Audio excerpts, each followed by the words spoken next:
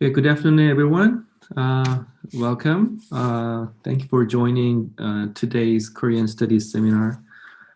This seminar series is organized by NU Korean Studies Center, which is a research center housed in School of Sciences and Humanities.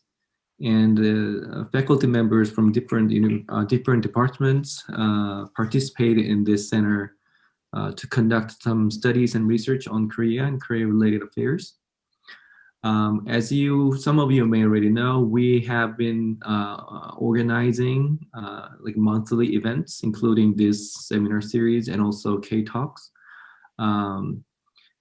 Since the whole entire university lockdown and all courses went online, we're trying to offer more opportunities for these kinds of online outreach. So we increase the frequency of this type of events, seminar. So it's now on monthly basis, we invite some guest speakers, usually from South Korean scholars and researchers, and then trying to share some new perspectives and current debates about Korean related topic and issues.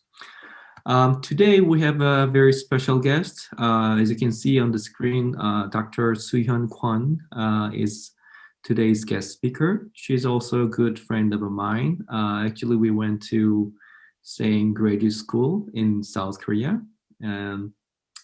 She's a very brilliant student, and now she's one of the leading, very actively engaging scholar on the topic of gender politics in South Korea.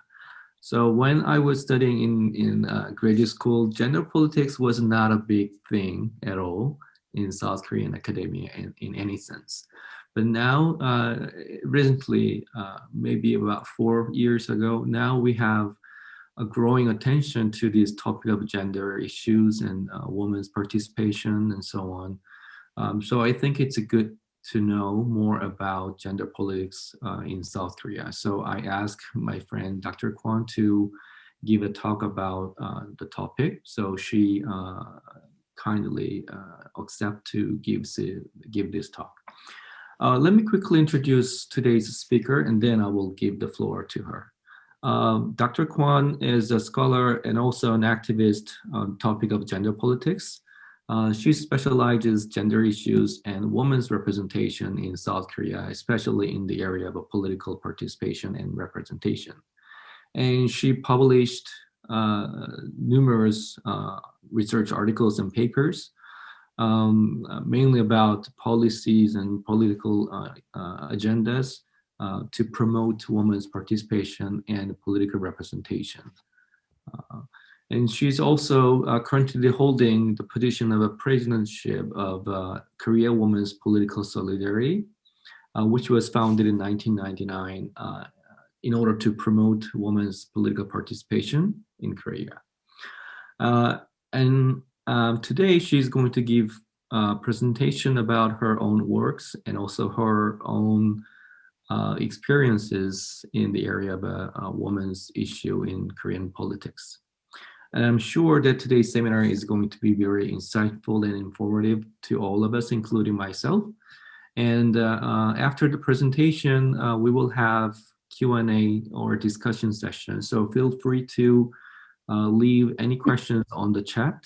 So after the presentation, Dr. Kwon will address those questions. So when you leave the question, please make sure that you are writing to everyone so that everyone can be on the same page.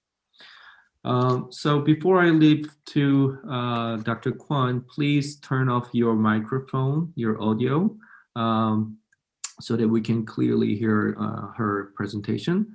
But feel free to turn on your video so we can be more interactively participating in the seminar. And after this seminar is done, I'm going to share the video recording of today's seminar on the YouTube channel, our Korean Studies Center channel. And as usually, it is open to public for a 1 week period.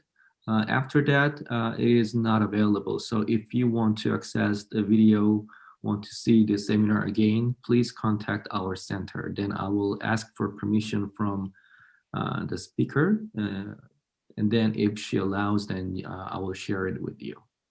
Okay, so please welcome Dr. Soo-hyun Kwon, and it is now yours, Soo-hyun. Yeah, thank you. Hello, hi. I'm Soo-hyun. First of all, I would like to thank Professor Ko for giving me this opportunity to talk about gender politics in South Korea. And thanks to all of you for your interest in South Korea.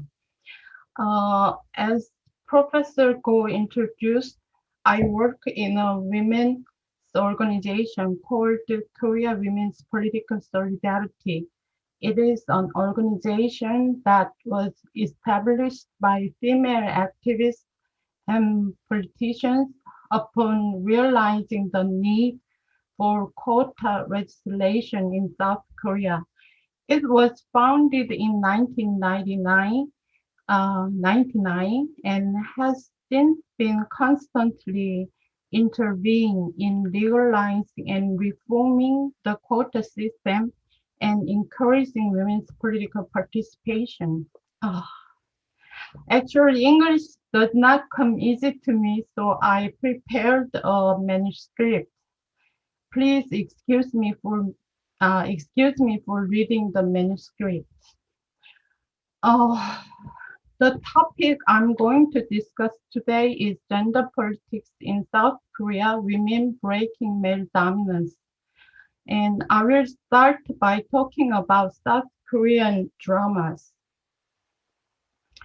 I assume that some of you might have watched South Korean dramas before. Which ones do you like? These four Korean dramas in the PowerPoint are some of the popular ones in other countries. I have watched uh, Itaewon Class and Mr. Sunshine, and I loved them.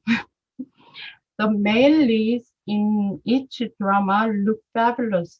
Of course, the female leads are fabulous too.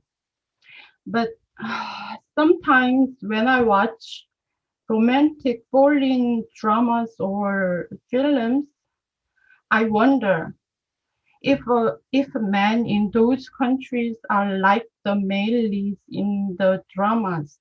How about you? Have you ever thought that South Korean men might be just like the male leads in South Korean dramas? But we all know that there is a gap between dramas and reality. There may be wonderful men in reality like the male leads in the dramas, but not all men are like that. If I say that, many men point out that this is the same with women. That's right, it is. South Korean dramas in the past portrayed female leads as women dependent on and submissive to the male leads, while portraying independent, confident, and outspoken women as obnoxious snobs. Even society considered the former as desirable and the latter as undesirable. As the times have changed, so have the ways in which the female and male leads are portrayed in South Korean dramas and films. However, from the perspective of gender equality, there still exist dramas and films based on traditional stereotypes about men and women, and they still tend to portray sexist and sexually violent situations as romantic. Uh, what I'm talking about is the grim reality of South Korea. But at the same time, it is also hopeful because there are stories of women, those who have faced up to this grim reality and struggled to change it. What I'm telling you may not sound so unfamiliar to women, not just in Kazakhstan, but all over the world. Despite the international differences, sexual violence and discrimination exist in all countries over the world. At the same time, there are women fighting against sexual violence and discrimination in all countries. Let me now discuss this a bit further. The male leads in South Korea dramas are honorable people, helping out not just the female leads but also others around them. But South Korean men in reality are quite different. There is a man named Son Jong-woo who operated the world's largest sexual child sexual exploitation website, Welcome to Video, on the dark web. Investigative authorities in 32 countries, including South Korea, investigated the case in cooperation and arrested over 300 users of the website, 223 of which were South Korean.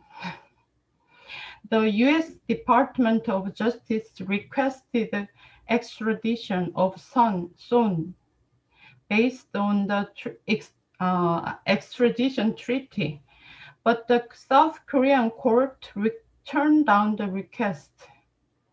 Son was sentenced by a South Korean court to only 18 months in prison and released in April 2020 after serving the sentence. There is also a man named Jo Soo-bin who created sexual exploitation videos of women, especially teenage girls, and sold them on Telegram. It turned out that there were over 60 chat rooms on Telegram selling video clips that sexually exploit women, and approximately 260,000 users. Son Jong-woo and Jo Soo-bin are just a couple of examples. In South Korea, sexual violence and sex trafficking has become an industry, both online and offline. Professor Kim Joo-hee, who analyzed the reality of trafficking in South Korea, claimed even though sex trafficking is illegal, but they think there is a good money in selling women, which is why sex trafficking has become a highly profitable business, with the former financial companies at the center of it. There are people willing to spend money on watching illegally filmed videos of women's bodies or sexual violence against women. And the fact that there is a considerable number of these people shows that violence against women is not just an issue of individual men, but a structural problem. Furthermore, the advancement of online technology is contributing to accelerating violence against and exploitation of women, as well as spreading misogyny. In terms of gender equality, South Korea is under development. 12 years ago, a drunk male adult sexually assaulted a young girl. This male perpetrator was a habitual offender who had committed similar crimes multiple times before. The prosecution demanded life imprisonment, but a South Korean court sentenced him to 12 years because he was deemed drunk and feeble-minded, and the prosecution did not appeal. This perpetrator was released in December last year and returned to the neighborhood where the victim lived, which forced the victim to leave the neighborhood instead. The South Korean courts are making decisions on cases related to sexual violence in the perpetrator's shoes, not the victims, which leads the perpetrators to be punished much more lightly than the nature of their crimes demand. The prosecutors and police are no different. They cause secondary victimization of victims instead of guaranteeing their rights. Of course, there are some positive changes, but considering the nature that the victims of sexual violence have suffered so far, these positive changes are too slow.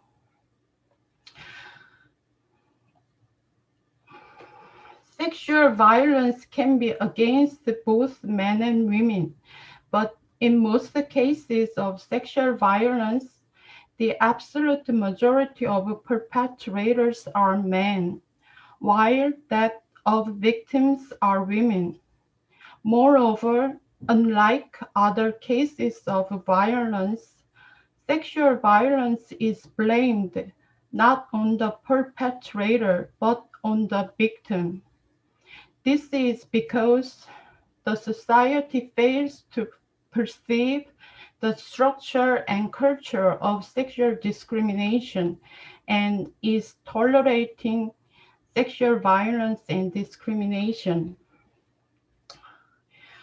Only recently have South Korean women, especially young women in their 20s and 30s, begun to be collectively aware that sexual violence is not a problem of the victimized individual, but a problem of the structure of sexual discrimination.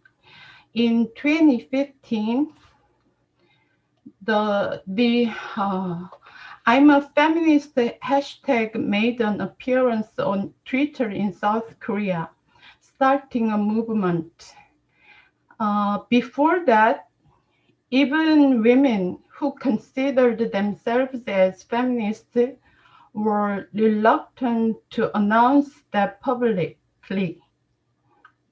But there was news that a young man joined the IS just because he hated South Korean feminism, regarding which a male columnist wrote a column condemning feminists, claiming that brainless feminism is more dangerous than the IS. Enraged young women started the I'm a feminist hashtag movement on Twitter, which encouraged many women to participate. This movement was a declaration that women will no longer practice feminism approved by men, and that they will no longer behave according to men's demands or standards. uh, Watching young women's feminist activities online, a female film critic named the phenomenon feminist reboot. In the history of South Korean feminist movement, The year 2015 was the time in which a whole new form of a feminist movement began, and a new agent of feminism emerged. Since 2015, there has been buzz over many cases related to sexual discrimination in violence in South Korea, which was made possible thanks to many women enthusiastically speaking out.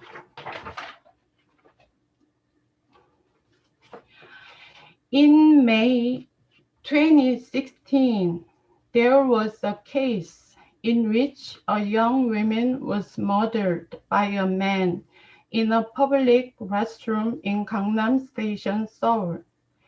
The CCTV showed that 5 or 6 men used the restroom before the murdered women.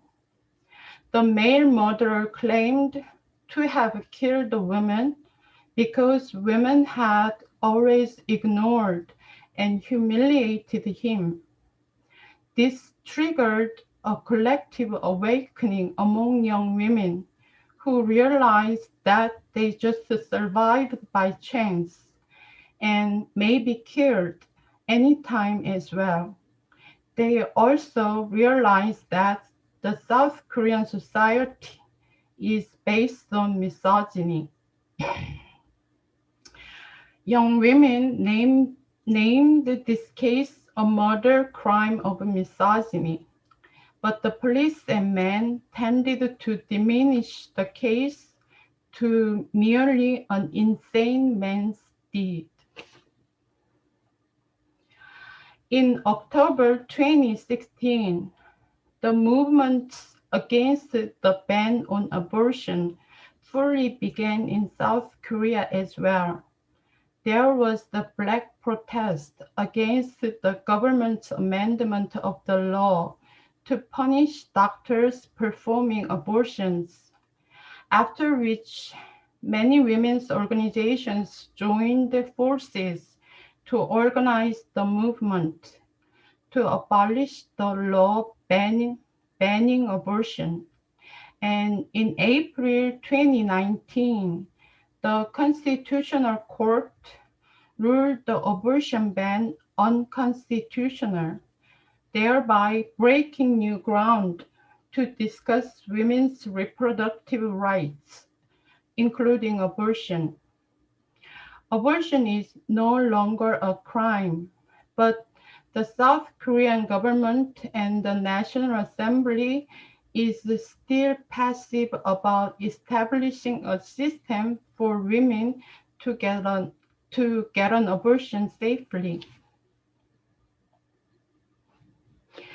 At the end of 2016, when former President Park Geun-hye's illegal act was revealed, male politicians criticized President Park, focusing on the fact that she is a woman.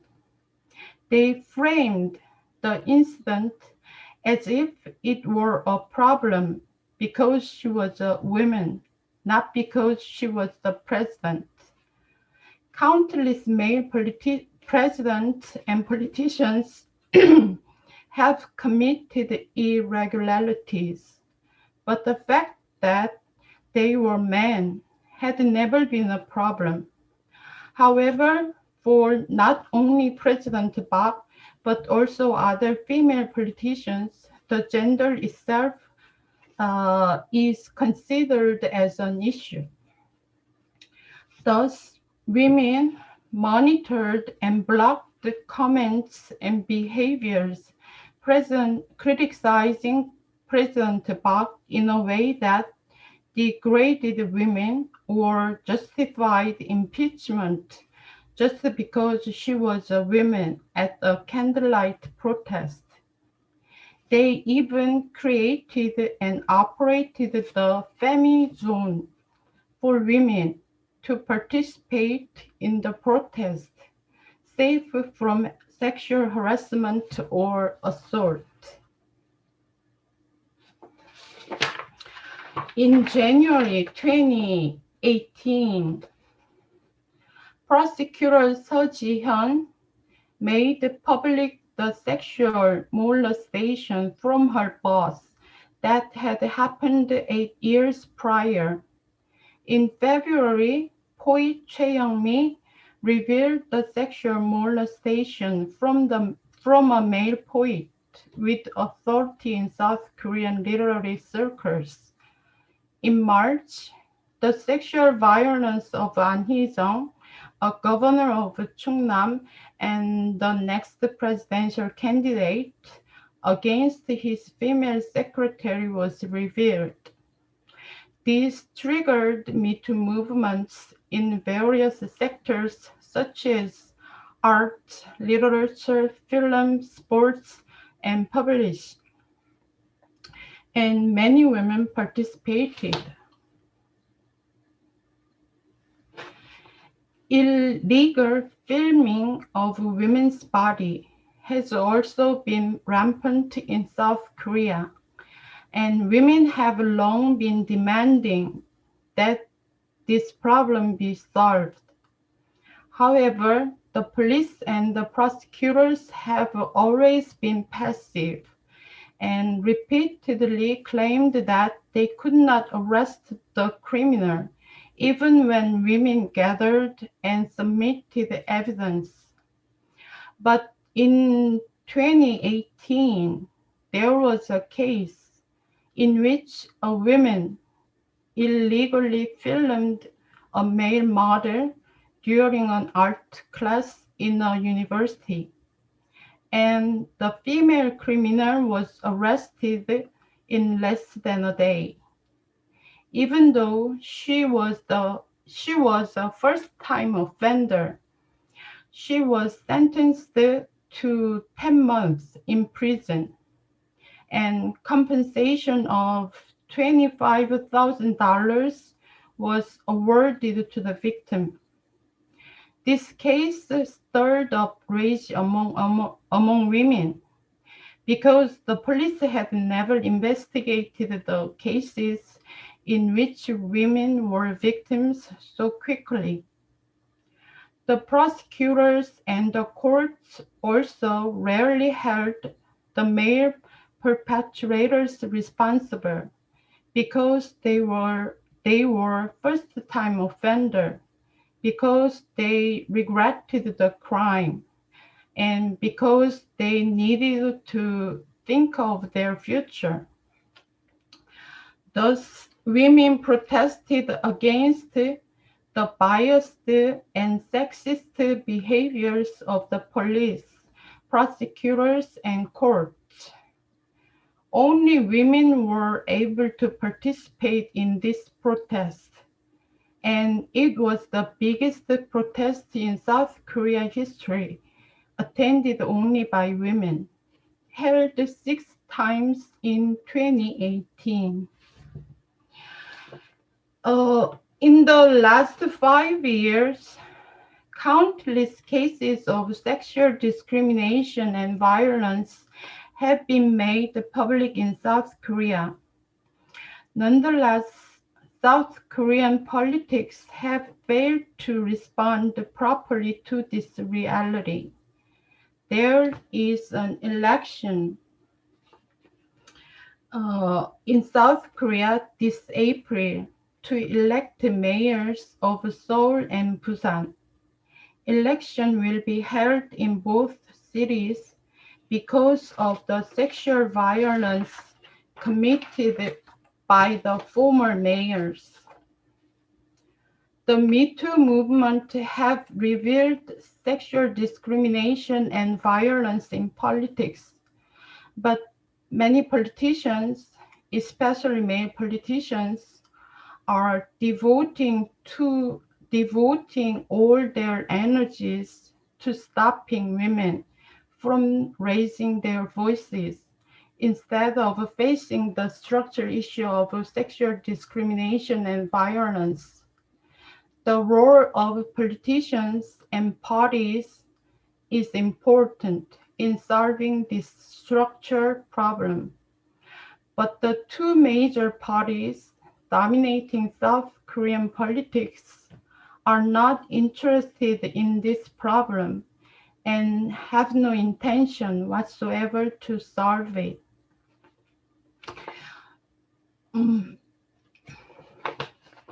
One of the main reasons why the structural issue of sexual discrimination and violence is not resolved is because politics in South Korea is monopolized by men. The percentage of women representatives in South Korea is currently 19%. In other words, only 57 out of the 300 members of the National Assembly are women, which is among the lowest at 119th place out of over 190 countries worldwide. There is a legislative quota system, but it actually has almost no legal enforcement. Women should be nominated for 30% of district candidates, but this is not followed since there is no penalty clause. The percentage of women in the National Assembly is increased, but it is too slow.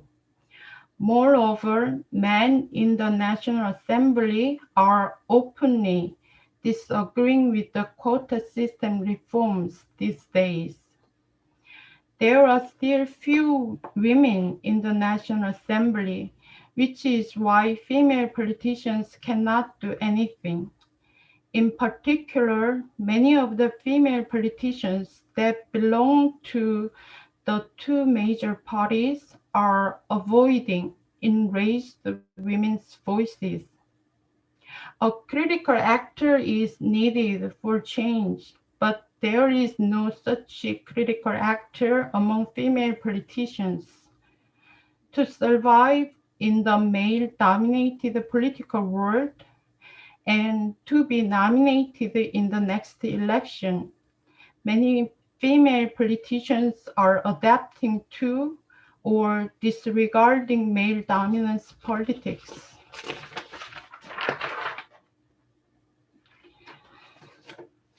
Accordingly, young female politicians are participating in politics, claiming feminist politics, but they are being attacked just because they are feminists.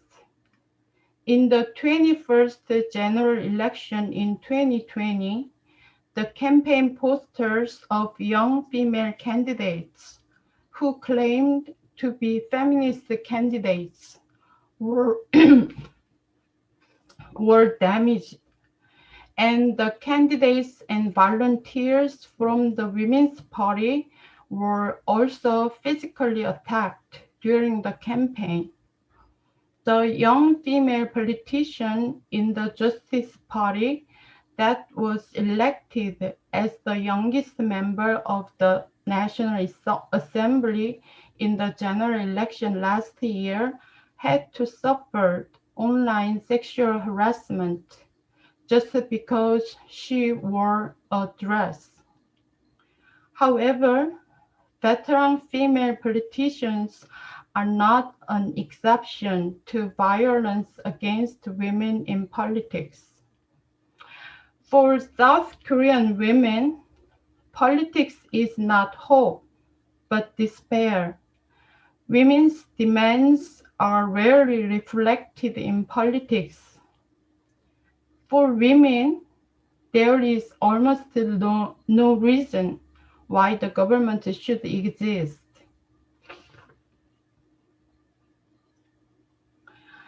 Nonetheless, I can speak of hope because many women are protecting one another and maintaining solidarity.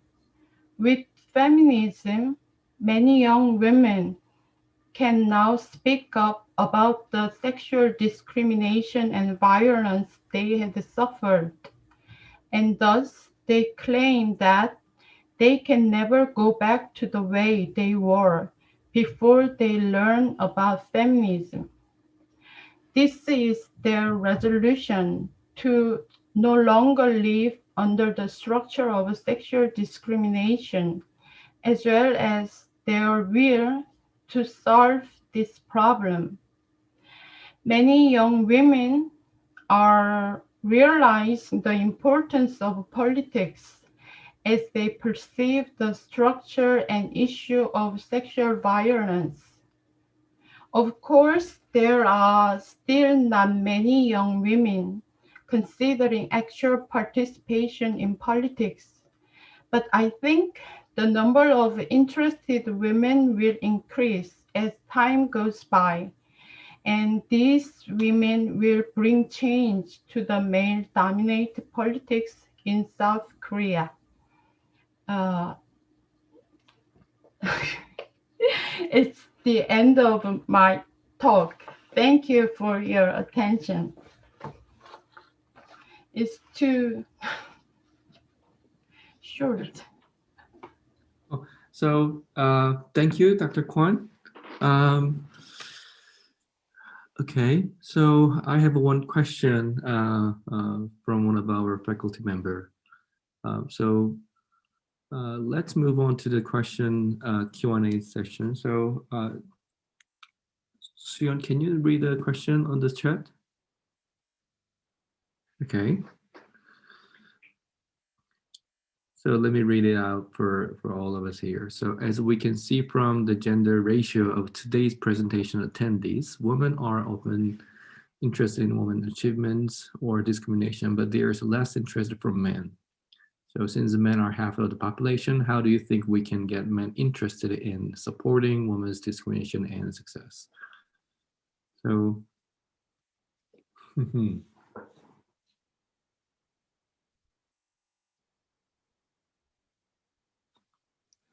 okay, Soo-hyun, you're muted. 수연아, 마이크가 꺼졌어. 네, 한국말로 답해도 되나요? 한국말로 답하고 제가 좀 간단하게 설명을 할게요. 오케이, 한국말로 해도 됩니다.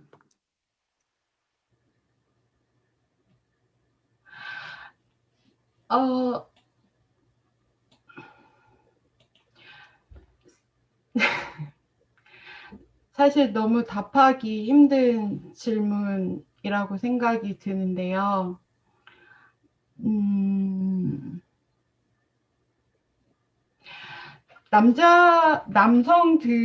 남성들이 관심을 갖도록 하는 방법은 여성들이 더 많이 남성의 영역에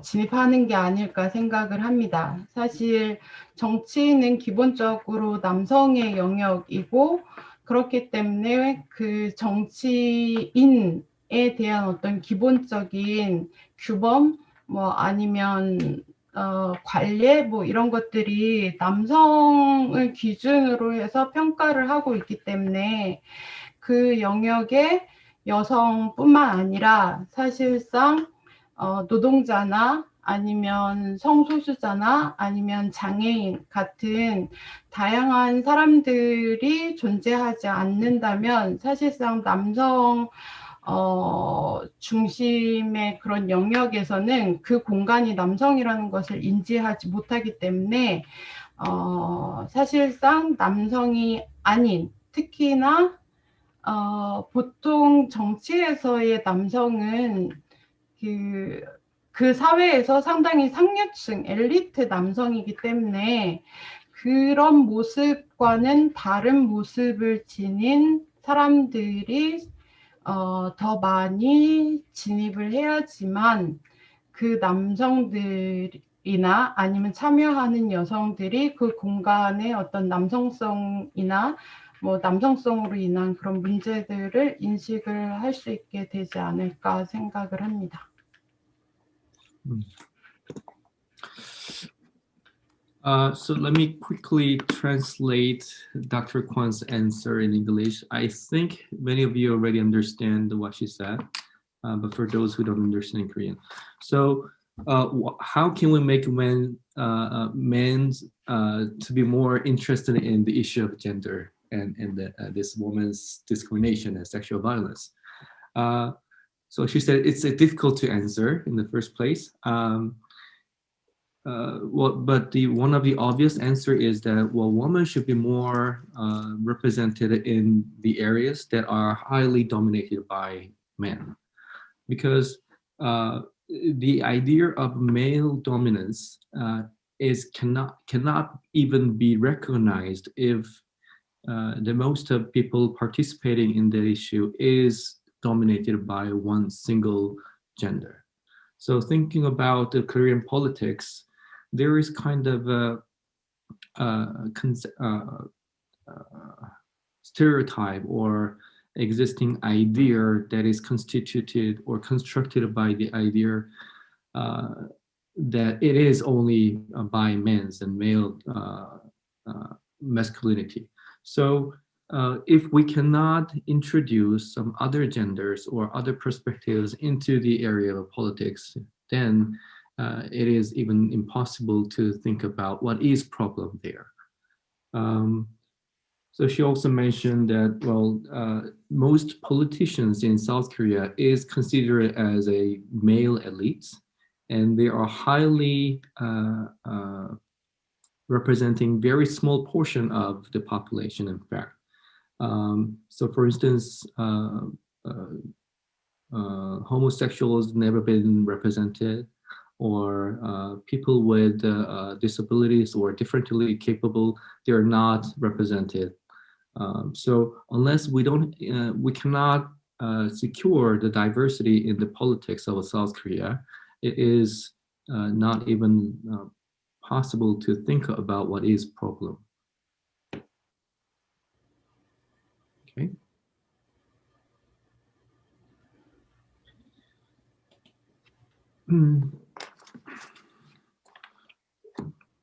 So anyone has any other questions? So while you're thinking of your question, let me ask one question for Dr. Kwon. So I know some of the activities or policy suggestions by the organization she's working on, which is the parity of the political representation between different genders. So I think this is one way to increase women representation and also reduce this dominance of one single gender in the South Korean politics. So can you give us some backgrounds or what is the insight rationale behind of this parity representation policy? 수연아, 그 동수 대표제에 대해서 아까 잠깐 얘기를 했던 부분을 간단하게 좀 어떻게 이런 얘기가 나왔고 이런 게 어떤 배경에서 한국 정치에 도움이 된다고 생각해서 그런 얘기가 나왔는지 그런 부분을 좀 설명을 좀 부탁을 합니다.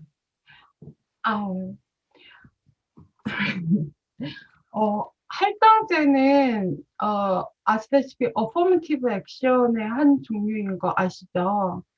그리고 어퍼머티브 액션의 하나가 이제 할당제인데, 할당제는 기본적으로 그 사회에서 대표되지 못한 그동안 차별을 받아왔던 사람들에게 이제 기회를 준다는 의미에서 도입을 했는데, 사실상 이것이 그 할당의 대상이 되는 사람들에게 낙인의 효과를 불러일으키고 있습니다. 그래서 이제 마치 할당제를 통해서 정치에 진입하거나 뭐 학자금을 받거나 이런 사람들은 원래 그만큼의 능력이 없었는데 이 제도 덕분에 그런 기회를 얻었고, 그래서 기존의 그 영역을 이제 어떻게 보면 확보하고 있던 그 사람들은 마치 자신들이 갖고 있던 뭔가 권리를 빼앗기거나 아니면 시혜를 주는 듯한 그런 이제 착각을 하면서 사실상 쿼터에 대한 쿼터를 주는 사람도 사실상 되게 거부감이 들고 받는 사람도 이제 거부감을 갖게 되는 그런 문제들이 계속 발생을 하고 있어서 이것이 뭔가 되게 공정한 거라고 생각하지만 자세히 생각을 해보면 정치라는 영역에서 그러면 남성이 100%인 것이 어떤 민주주의나 이런 가치의 기초에 봤을 때 공정한 것이냐 라고 하면 사실상 뭐 할당제든 뭐든지 간에 남성들이 뺏기는 게 아니라 사실상 여성들이 원래 가지고 있던 권리를 되찾는 그런 것인데 이 할당제가 계속해서 그런 어떤 본질적인 부분, 그러니까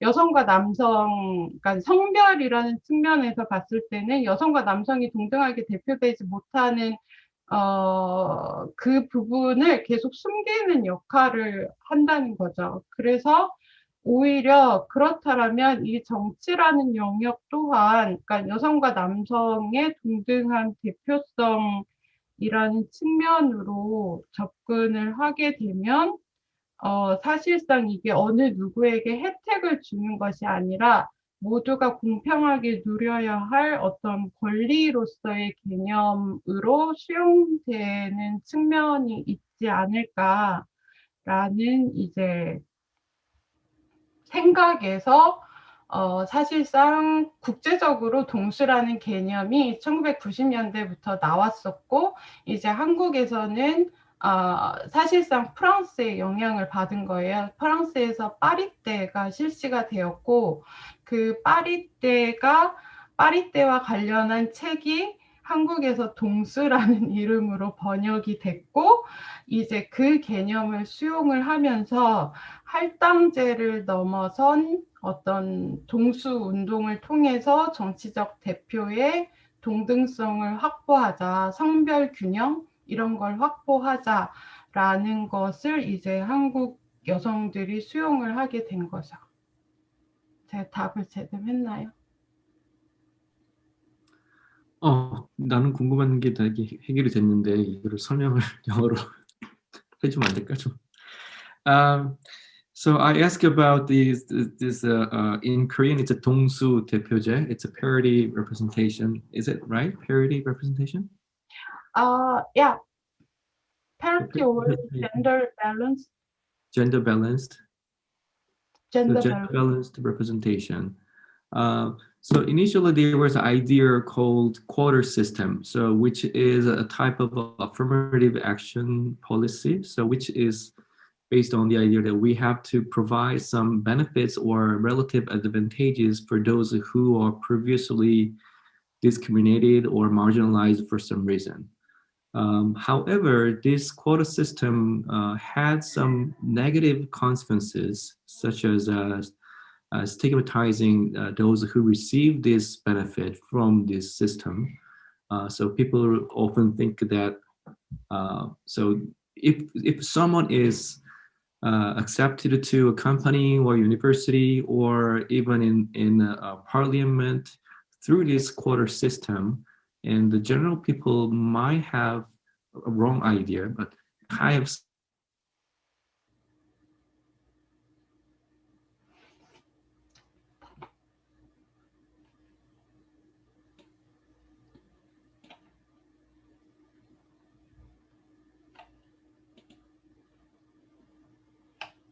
끊겼어요.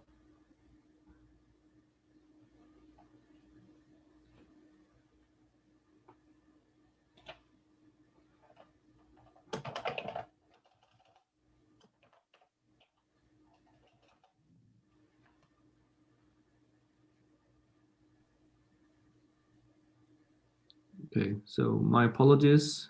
There is a connection issue. Okay. So can everyone hear me? Okay. So because of that negative effect of this quota system, group of people think about another alternative to address the gender issue in South Korean politics. And the idea comes from 1990s. And in fact, the South Korean thought about this parity representation was influenced by French politics. The idea of what is a parity in French? Yes, I don't know how to pronounce French. So this idea was introduced to the South Korean politicians and some feminists.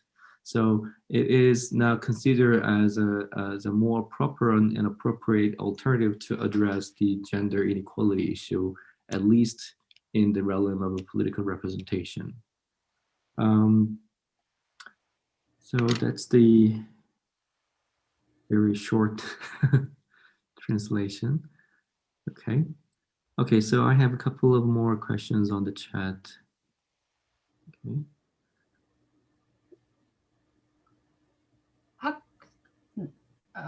한국 학교에서의 젠더 이슈. 한국 에듀케이션에서 젠더 이슈. 이게 같아요. 그 한국에서 2018년에 미투 운동이 일어났을 때 사실상 중고등학교에서의 미투도 있었거든요. 교사에 의한 여학생들의 어떤 성희롱과 같은 그런 성폭력 사건들을 고발하는 운동이 일어났고, 그것을 이제 한국에서는 스쿨 미투라고 불러요. 스쿨 미투가 이제 여러 곳에서 일어났고, 거기에 이제 여성 단체들을 비롯해서 많은 시민 단체들이 결합을 하고 있고요. 그 다음에 그러니까 약간 그 수위가 다른데 꼭 그러니까 젠더 이슈일 수도 있고 아닐 수도 있는데, 연령을 더 낮추면 지금 한국에서는 아동학대 문제가 상당히 심각한 문제로 다뤄지고 있습니다. 네. So about the question on the gender issues in education of South Korea. So basically it's the same gender issue. So in 2018, there was a huge wave of Me Too movement, like hashtag Me Too. In Korea, there was a lot of cases revealed by this wave, this movement, especially by the school-age students, like middle school and high school students. Most of those cases are about male teachers sexually harassing female students. And there are many, I don't know the exact number. So there are tons of cases actually reported, but I remember, unfortunately, many of them are not properly addressed. And it is called School Me Too in South Korea, as a number of this Me Too movement by young female students has surged up. And then later on, a lot of feminist organizations also join and support these young girls' courageous and brave actions of their Me Too movement. And we can also continue to think about the same gender issue in terms of child abuse. So in recent years, some cases are reported about children are abused even at their very early ages. So there are some connections between a general child abuse problem and also the gender issue. 네, 그 다음 질문에 제가 답을 하면 임시로 일을 하시는 분들이 계신다고 하는데, 사실 한국이 노동자 권리, 노동자 측면에서는 사실 그 법적인 보호가 계속적으로 약화되고 있고, 특히나 한국 비정규직들조차도 노동권을 제대로 보장받고 있지 못하는 상황이기 때문에 사실상 해외에서 온 이주 노동자들에 대한 법적인 보호는 거의 제대로 이루어지고 있다고 하기 어렵습니다. 물론 이제 이주 노동자들이나 뭐 이주민들을 지원하는 시민사회 단체들이 있기는 하지만 한국의 시민사회 단체들이 열악하기 때문에 사실상 문제 제기는 하고 있지만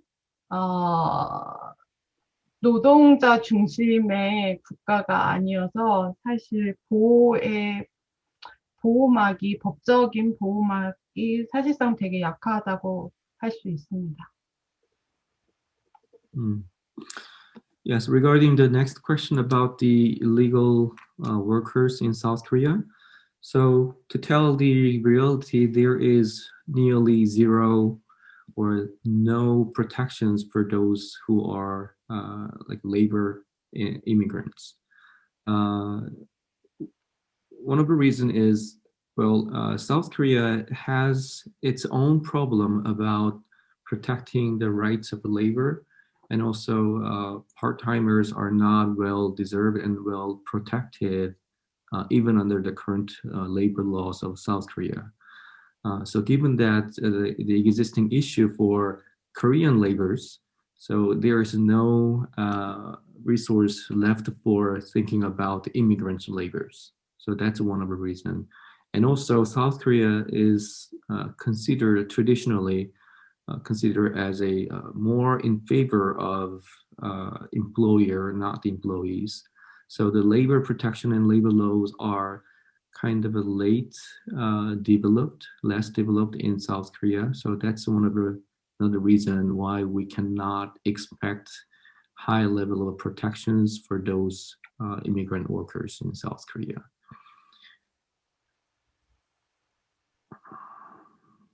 Okay. 너무 어려운 질문. So questions are very difficult.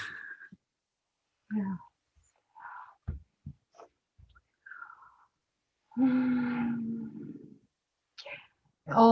기본적으로 저는 그 프로-라이프, 프로-초이스 이분법은 잘못됐다고 생각을 하고요.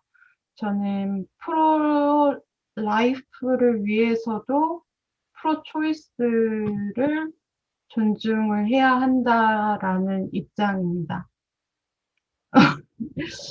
여기서 어떻게 더 말씀을 드려야 할지 잘 모르겠는데 저는 그 두 가지가 상반된다고 생각하지 않거든요. 그러니까 사실상 이제 여성의 신체가, 그러니까 제가 카자흐스탄은 잘 모르겠지만 한국의 많은 페미니스트 학자들은 여성의 신체가 국가에 의해서 또는 남성에 의해서 어떤 방식으로 통제되어 왔는가에 관련한 연구를 상당히 많이 해왔고, 사실 여성이 자신의 몸에 대한 결정권을 가져본 적이 없고, 그런 의미에서 이제 이게 낙태에만 초점이 맞춰져 있는데, 낙태를 비롯해서 여러 가지 여성의 몸 안에서 일어나는 일들에 대해서 사실상 여성이 결정할 수 있는 권리를 이제 주장을 하는 거고, 저는 그 권리가 보장이 되어야지만 사실상 아이를 낳거나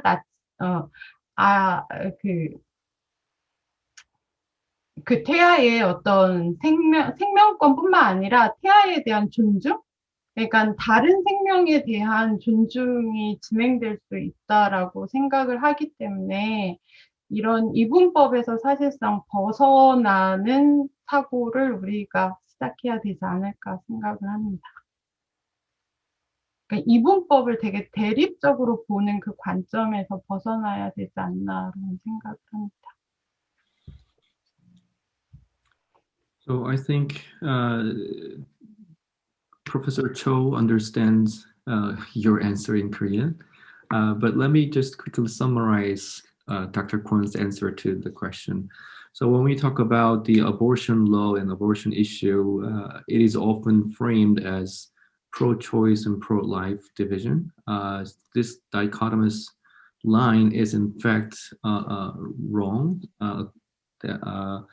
because these two are not mutually exclusive or necessarily excluding each other. So Dr. Kwon explains that for protecting life and also for protecting the woman's choice, woman's right, and the other side, for example, if it's to protect the life, then the choice of woman also should be secured, and the vice versa as well. So these two are not necessarily contradicting each other, but it's only like a political framing that as if the abortion issue is a life versus choice. So we have to be aware of that this dichotomous framing is in fact incorrect. And also it is only causing conflict and confrontations rather than looking for some productive solutions to the issue. In South Korea, there was a lot of studies that have been done about how state or the male dominance has controlled the female bodies. So at the individual level and the societal level, the woman in South Korea was not allowed to have self-determination about her own body. So that is one of the issue. We can think about any type of laws like abortion or adulteries. So these are in one way or another, the government or state is somehow intervening and trying to control the individual liberty and individual woman's life. So that is what has been done in South Korea. So in that regard, the idea of life versus choice the economy should be reconsidered. Okay.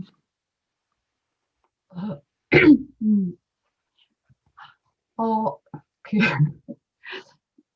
불평등, 정치에서 불평등 말고 다른 영역에 또 불평등이 있냐라고 하는데,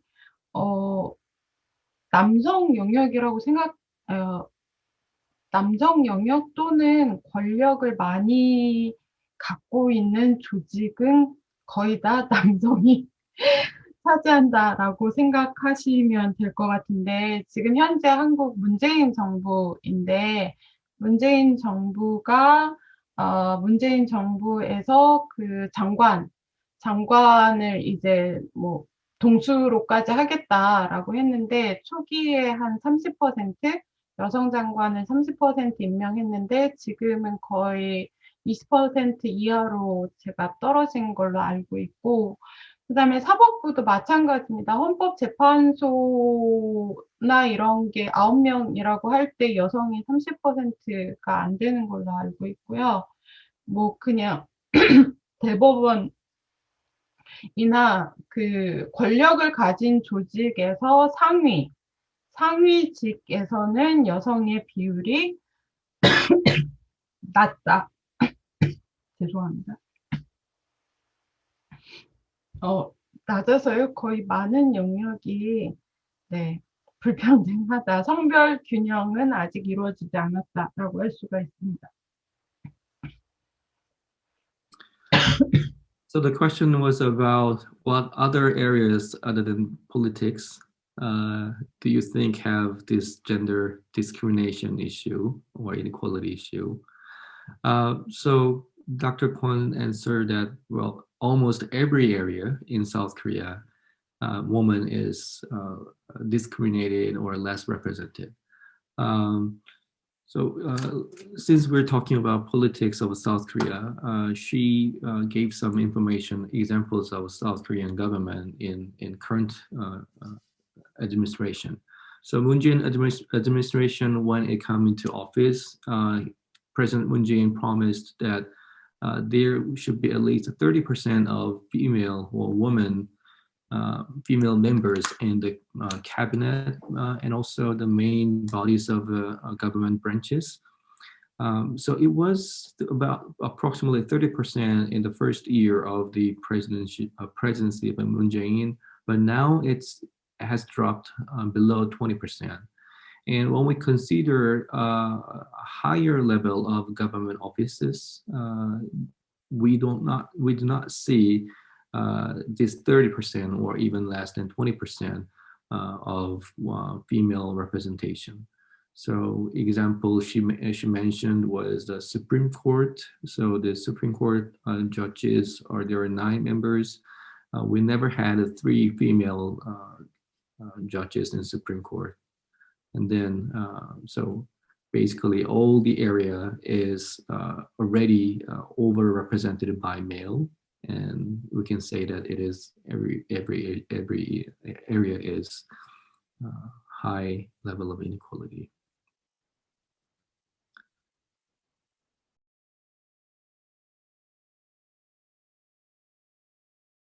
We have a question from Maria.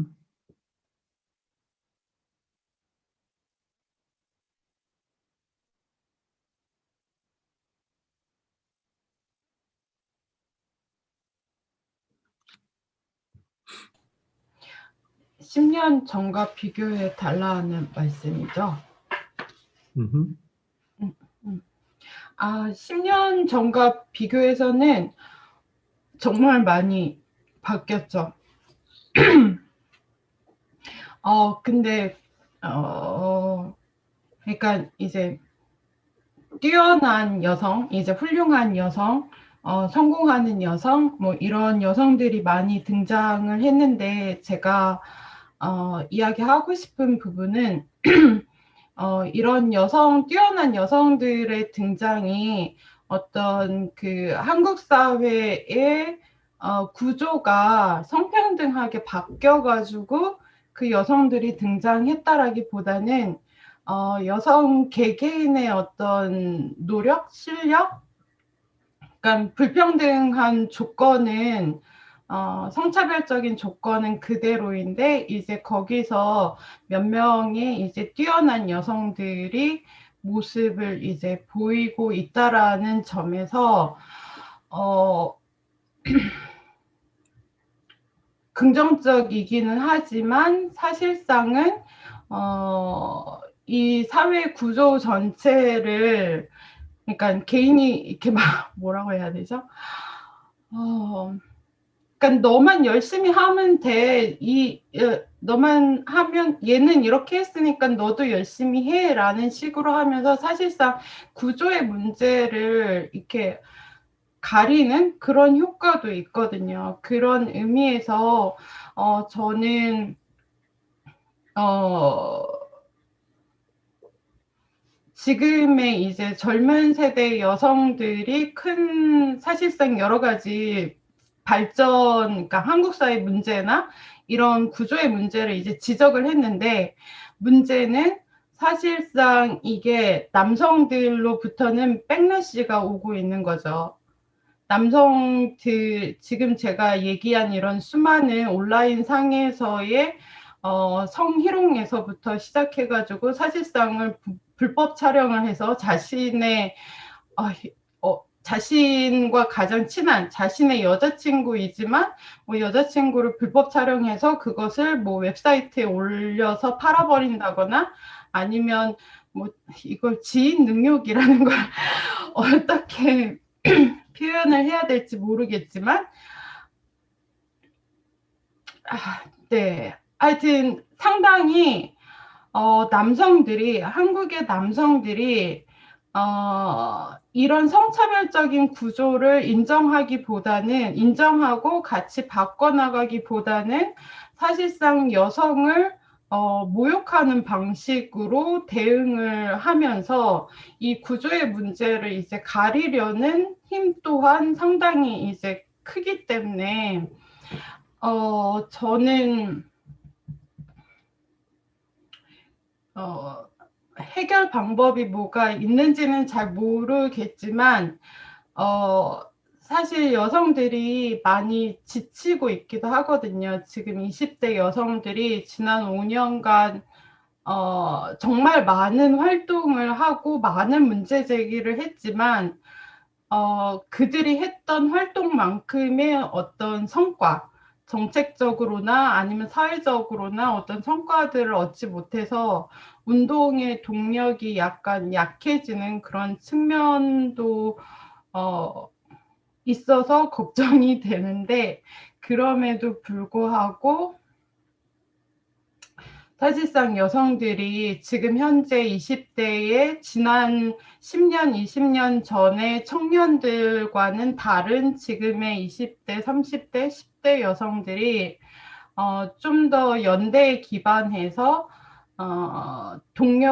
운동의 동력을 계속 유지해 줬으면 좋겠다라는 바람이 있습니다. 너무 어렵다. 그걸 다 이제 영어로 설명을 하라니 참. So the question was about what has been changed compared to 10 years ago in terms of the gender discrimination in inequality in South Korea.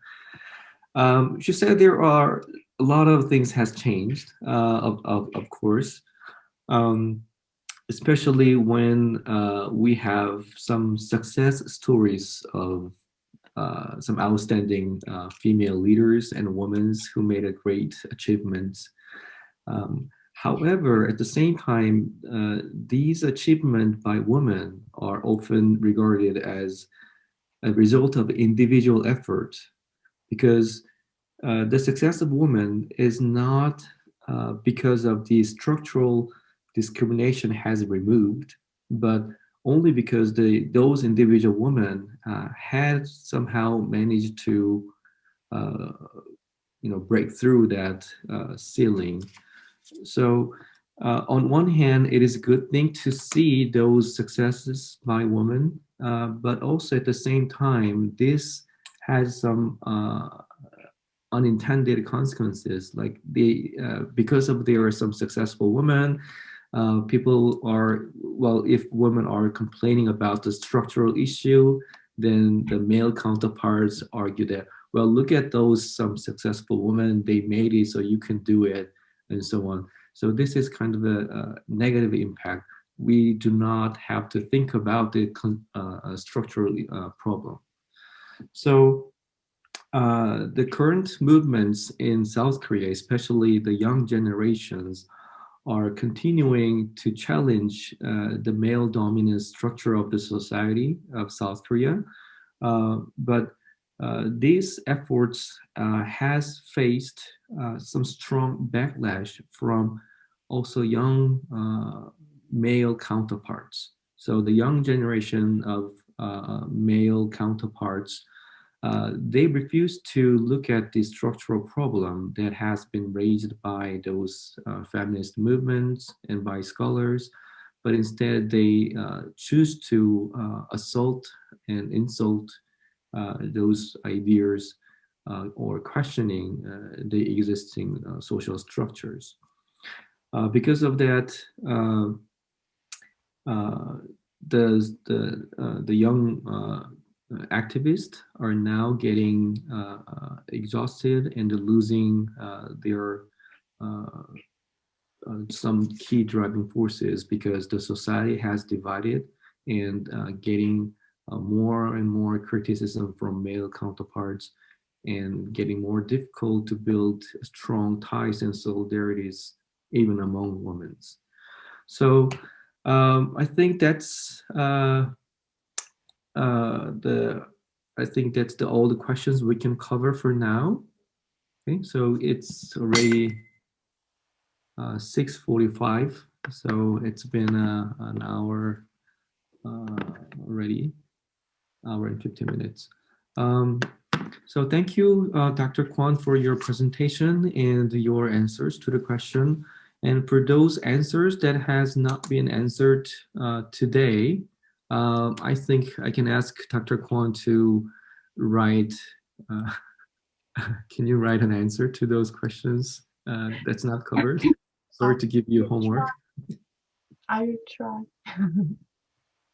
And then I will share those answers with you, with especially those who ask those questions. Okay. All right. So please give some applause to Dr. Kwon for her presentation and her time today. And I think it is almost 10 p.m. in South Korea now. So I don't want to bother her nights anymore. So please, uh, let's call it a day for now.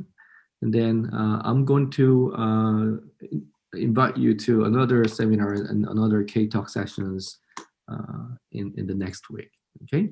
So thank you, Dr. Kwon, and thank you everyone for coming today. Thank you very much. It was great. 네, 감사합니다. 감사합니다.